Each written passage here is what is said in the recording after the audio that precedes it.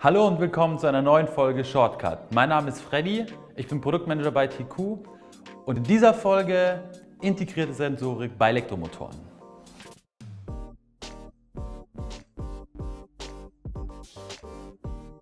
Heutzutage haben so gut wie alle Motoren standardmäßig integrierte Sensorik mit an Bord. Diese Sensorik dient in den meisten Applikationen dazu, zu überwachen oder zu regeln. Diese Sensoren kann man grob in zwei große Gruppen einteilen. Das sind erstens Sensoren zur Messung der Temperatur und zweitens Sensoren zur Messung der Position. Zur Ermittlung einer Temperatur im Motor können sowohl magnetische, elektrische als auch optische Sensoren verwendet werden. Die meisten dieser Sensoren sind jedoch nicht an Normen gebunden und dienen einem sehr speziellen Zweck. Deshalb möchte ich im Folgenden auf den von TQ verwendeten PT1000 Sensor eingehen. Bei einem PT1000 Sensor handelt es sich um einen Kaltleiter mit einem Basiswiderstand von 1 Kiloohm.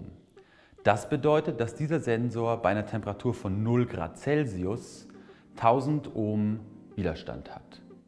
Dieser Widerstand ändert sich linear und direkt proportional mit der steigenden Temperatur. Bedeutet, steigt die Temperatur, steigt auch der Widerstand. Sollte ein PT1000 Sensor für Ihre Applikation nicht das Richtige sein, können wir problemlos Alternativsensoren wie PT100, KTY oder NTC Sensoren bestücken. Wichtig bei Temperatursensoren in Elektromotoren ist, dass ein Sensor meistens nur 2 Phasen messen kann. Das ist deshalb wichtig, weil ein Motor im Stillstand bei hohem Drehmoment, also wenn er etwas halten muss, eine Phase überdurchschnittlich stark belasten kann.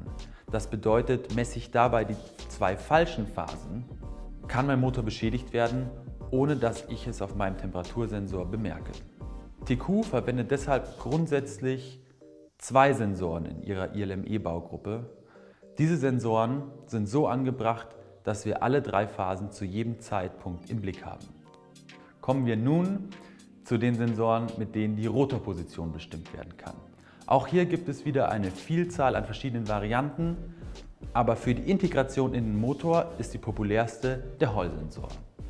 Den Hall-Sensor benutzen wir auch für unsere ILM- und ILME-Baugruppen.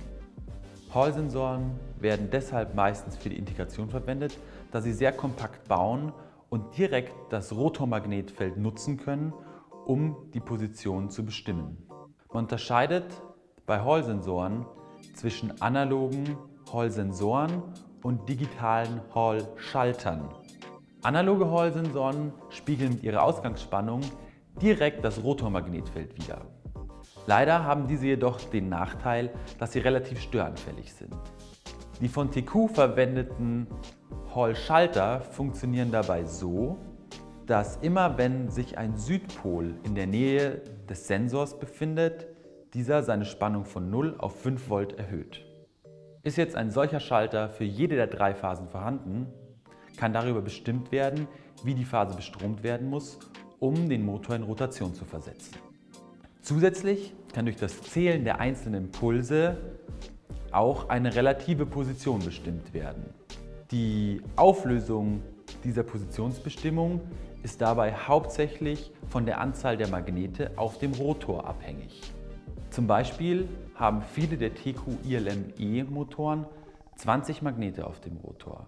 Möchte ich jetzt die Inkremente des TQ Hall Sensors ermitteln, muss ich diese Anzahl mit der Anzahl der Sensoren multiplizieren.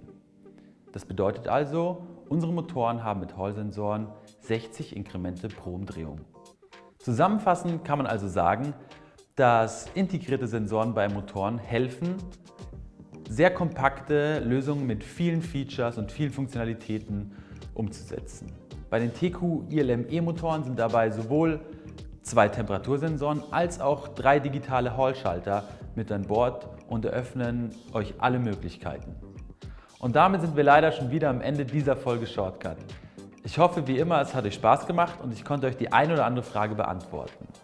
Wenn ihr noch Fragen oder Anregungen habt, freuen wir uns wie immer über Kommentare oder Nachrichten. Bis zum nächsten Mal. Ciao.